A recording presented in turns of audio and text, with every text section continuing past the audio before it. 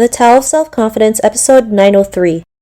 Welcome to the Tao of Self-Confidence, where I share stories of amazing women who have discovered their inner journey to self-confidence.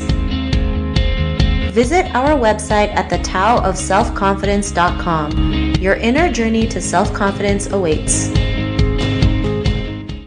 You can now purchase The Tao of Self-Confidence, a guide to moving beyond trauma and awakening the leader within on Amazon, Barnes & Noble's, Walmart, Indigo, and other major book retailers. Get your copy today. Well, hello, friend. Welcome to The Tao of Self-Confidence, where I share stories of amazing women who have discovered their inner journey to self-confidence. I'm your host today, Sheena Yap Chan, and today I have a phenomenal woman on the show today. She's one of my dearest friends. I also call her LinkedIn royalty. And she's actually the founder of Marketability, and I'm really excited to have her on today to share her story and journey. So without further ado, I'm going to introduce you to Diana YK Chan. Hi, Diana. How are you today? Maybe you can share a little bit more about you to our listeners. Hey, Sheena, thank you so much for having me today. I'm so delighted to be here. So I am a career coach turned business coach, where I help coaches, speakers, and consultants to build a thriving 6-figure and 7-figure business that aligns with their lifestyle. I'm also an 11-time LinkedIn Learning instructor, a global speaker, and my passion is all about helping people to own their voice, value, and visibility with confidence. I love it. And thank you so much for sharing that. And what's your cultural background? I'm Chinese, originally born and raised in Hong Kong, immigrated to Canada when I was 5 with my family. And then when I was 10, we moved back to Hong Kong again because my dad had business there. And then when I was 16, they decided to send me back to London, Ontario in Canada all by myself for a better life and education as well. So I really had to learn a lot living back and forth, learning how to fit in, which I struggle with. I always struggle with belonging, faced a lot of also bullying and racism growing up as well. So that impacted my confidence a lot there. This is so wild because I had to move back and forth between Canada and Philippines. Like I immigrated to Canada when I was 7, moved back to the Philippines when I was 16 because our grandfather wasn't feeling well, so my dad wanted to be close to him. No, I moved back to the Philippines when I was 13. And then I moved back again in Canada when I was 16. So, I mean, the back and forth, it was wild, but I wouldn't change it for the world. It's really helped me learn how to adapt to different environments. And so I think it's just funny that we both went through a similar situation. So I just kind of wanted to share that. And Diana, what would be your favorite self-confidence quote? One of my favorite self-confidence quotes is a quote from Priyanka Chopra of how confidence is your best accessory. And when I think about that, it's a lot about how you show up and how you be your most authentic self, where you are comfortable in your own skin and that you are living your truth. Thanks for sharing that. And I love that quote because it is our best accessory, right? Having that confidence, it'll make your outfit pop. It makes you just have this like next level belief in yourself that you can conquer anything. So I love that quote that you mentioned. And in your own words, how do you define self-confidence? So how I define self-confidence is really, I believe, about authenticity and an alignment. So when I say authenticity, it's really about being your most authentic self. And I have to tell you, it wasn't really till the last several years where I felt like I'm really being my most authentic self, meaning where I can really be comfortable in my own skin, owning my voice, owning my value. Because I grew up being in a Chinese culture. It was always about being respectful, being humble, don't talk back, don't speak up. And so I had to reprogram a lot of things the last several years being a coach myself in order to help other people to own their voice and value. And so what I've really learned the last several years about being authentic is really even just how I show up as an individual, how I speak, how I teach. I feel like I used to did not really like how I sound, how I feel about my body.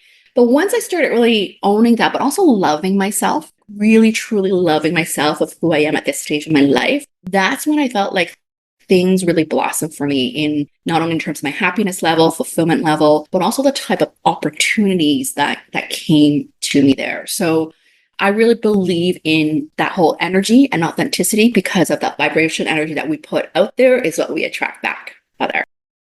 I love that. And I know a lot of people hear authenticity, but it's so true, right? Especially in the world of social media. Like we see a lot of people putting a lot of filters and these perfect photos, not realizing what's going on behind closed doors. And it's really important to showcase who we are, the good, bad, and the ugly.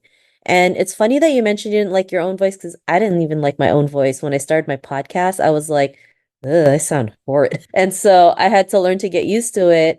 And it's funny because people are like, oh, I love your voice. And I'm like, I'm still like, mm. So I think we all go through that. It's just as human beings, we're always our biggest critics. So I'm glad you were able to mention that as well. And Diana, what was your life like before your discovery of self-confidence?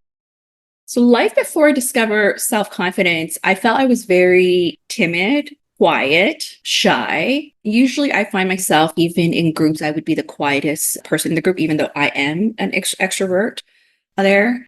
And I doubted myself a lot, I would say. I think this is part of just rewiring of believing that I am enough there. And it's because I felt like growing up in Hong Kong with my parents, I always felt never enough, meaning even if I had like the 90s grades or top in class, it was just never enough, I felt.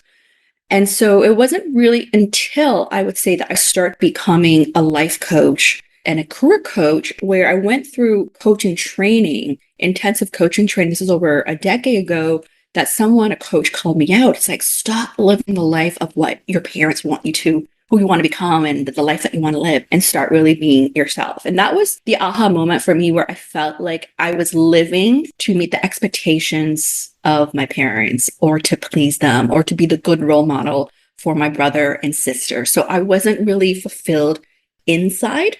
Like, even though perhaps on paper I was achieving, you could say, success or climbing the corporate ladder.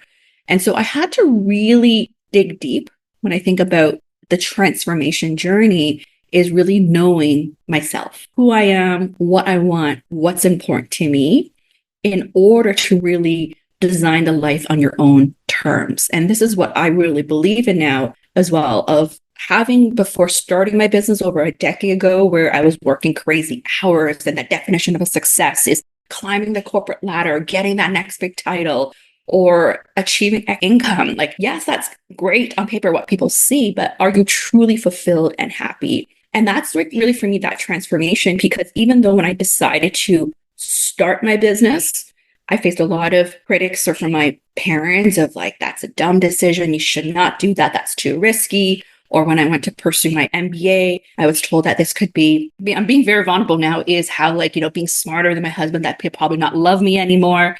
And so I had to really rewire a lot of these things of what people are telling me versus what I believe in. So when I started to really go through the transformation of this is what I want, this is who I am, this is the life that I want to create, and really be courageous and brave enough to actually create that, even though despite the challenges or what people tell you, that's really where the transformation comes in. And I think that next level breakthrough for me is when I started to live and being more confident, living more authentically, owning my voice, spreading my message. That's when I started also getting people telling me like, Diana, you're an inspiration. Like, thank you for inspiring me.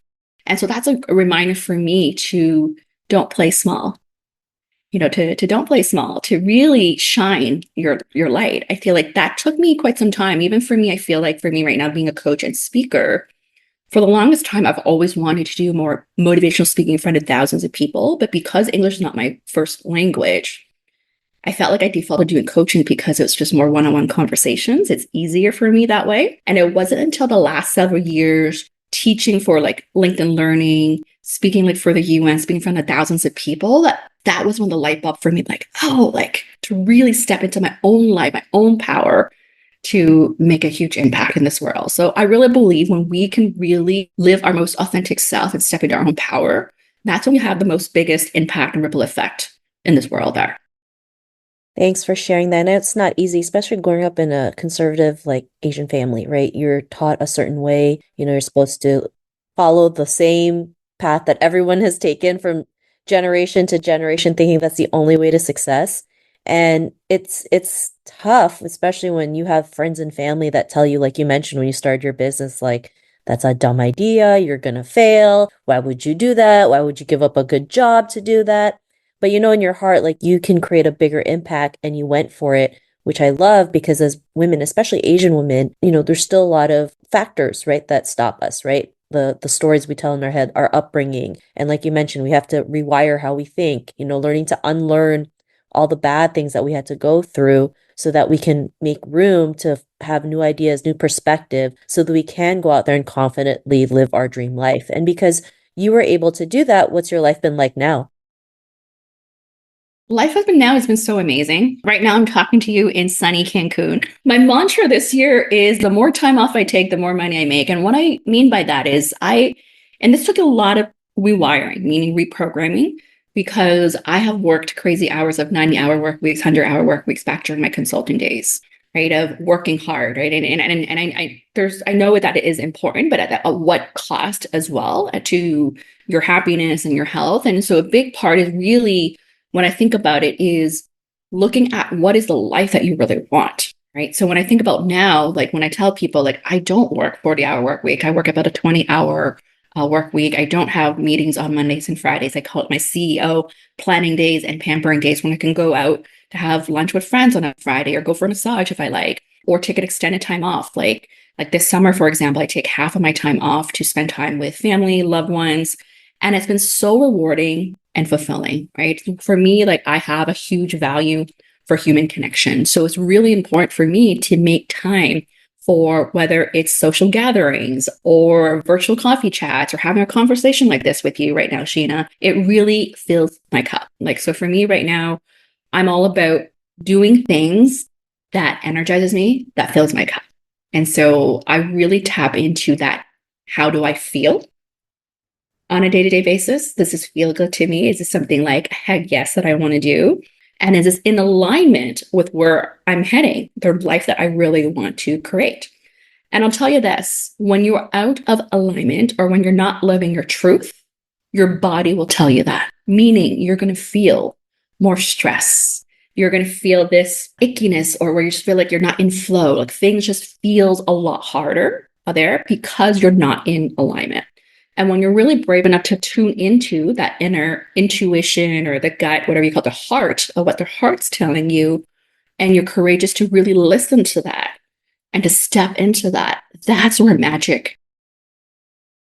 Thanks for sharing that. I think you need that mantra on a t-shirt or a cup or something, because I think we all need to, start saying that. And especially as women, right? We've always been taught, or even just Asian culture, we've always been taught to work hard. And nobody's saying don't work hard, but it's like we also have to learn to work smart, right? Especially there's gurus out there that tell you you have to hustle, hustle, hustle. Like, what are you hustling for, right? Like, if you're hustling and you're not even living that quality of life, what are you doing? And so it's really important to find a way that works for you, right? Just because someone tells you you need to work 18-hour days doesn't mean that you have to do it. Like, there's always a better way to do things, right? And I'm not saying you don't need to work hard. Yes, there's moments in our time where we have to work hard, but not all the time, right? And we've seen this through, and even in our own culture, work hard, work hard, work hard, nothing happens, right? Because that's all you're seen as, working hard. So I really love that you have this mantra where, the less you work, the more you make. I forgot what you said, but basically that's the thing of it. But I think it's important to say that, right? And it's not like you just woke up and said, I'm just going to work less and make more money. It took you 10 years to get there, right? And I want to share that, because people think, oh, that's all she does. It's like,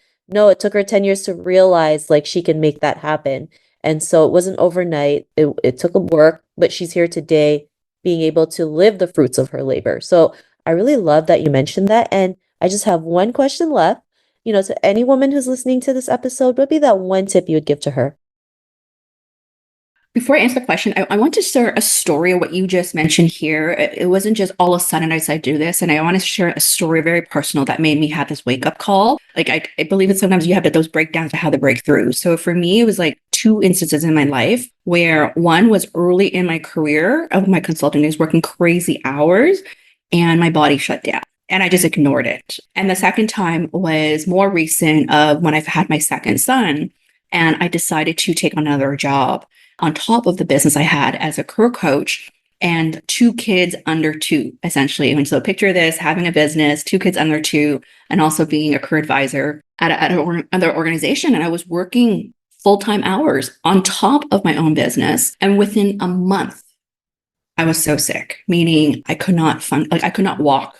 My stomach was hurting, and none of the doctors could tell me what was wrong. But I knew deep down it was stress. I was just operating a not healthy level.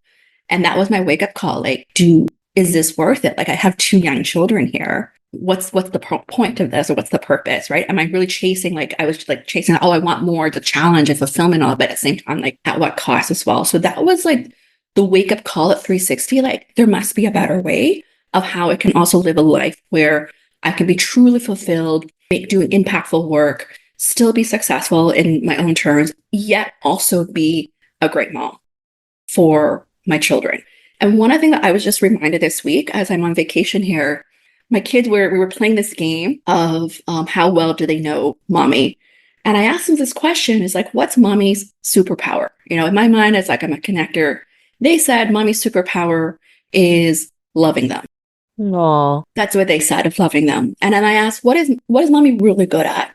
And they said, spending time with us, hugging us, chilling with us.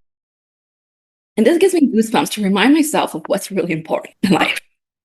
Yes, I'm doing all this thing in terms of making an impact, but the people in my immediate circle, how am I actually being present for them? So when I think about the message I have for others out there, is getting really clear on what's truly important to you, what truly matters, and make that a non-negotiable. Make that a non-negotiable. And I think second is to really, truly believe in yourself, meaning that you are enough, believe that you are worthy, believe that you are valuable, and therefore that you can also advocate for yourself, right? That's really important, because when we start believing ourselves more, like, think of the ripple impact we have on others and how we can show up as a role model for others as well. And I think lastly is to really go be courageous and brave of creating the life and career that you really, really want, right? I really believe we're now living in an era where we no longer need to have the traditional career of what we've been brought up. Like, for me, like, I was really good with math, and everyone told me to get into finance, to stats, accounting, become a math teacher, professor. That's what I was told growing up. And now when I think about my life and business, it's very different. Like, I'm a speaker, I'm a coach, I'm a mastermind retreat facilitator. I'm doing many things. Like, I'm honoring my multiple passions that I have. And that feels really good to me. That's really energizing to me. So if I try to fit myself in a box, I would feel like my life is not as colorful or vibrant. And so my final message here is to go own your greatness with confidence, to shine and thrive, to make an impact in this world. Thanks for sharing that great tip and that story that you mentioned. I know it was a little bit vulnerable, and I really appreciate that you were able to do that on the podcast. So thank you again. And Diana, if our listeners wanted to get to know a little bit more about you and what you do, is there any links or social media profiles we can connect with? Absolutely. So I'm most active on LinkedIn. So make sure to follow me at Diana YK Chan. Feel free to send me a DM. Or also, for more behind the scenes, you can follow me on my Instagram at Diana YK Chan. You can also visit my website at mymarketability.com for all the things that I do, or join my mailing list as well. I also have 11 LinkedIn learning courses for those who want help with their career on career clarity, pivoting, personal branding, networking, navigating bias and stereotypes as an Asian professional, and presenting with confidence. So highly recommend checking it out on LinkedIn Learning. They're all free to the public there. Thanks for sharing that. And to our listeners, if you want to connect with Diana, you can also head on over to thetowofselfconfidence.com and search for Diana's name. Her show notes will pop up along with everything else that we talked about. And I just want to thank Diana today for taking the time to share her story and wisdom with us. So thank you again, Diana. Thank you so much for having me, Sheena. Awesome. Well, thanks for sharing that. And to our listeners, be on the lookout for another new episode of another amazing woman's journey to self-confidence, and we'll talk to you soon. Bye for now. Thank you for tuning in to another amazing episode of The Tao of Self-Confidence. You can order your copy of Asian Women Who Boss Up book by visiting our website at thetowofselfconfidence.com. Your inner journey to self-confidence awaits.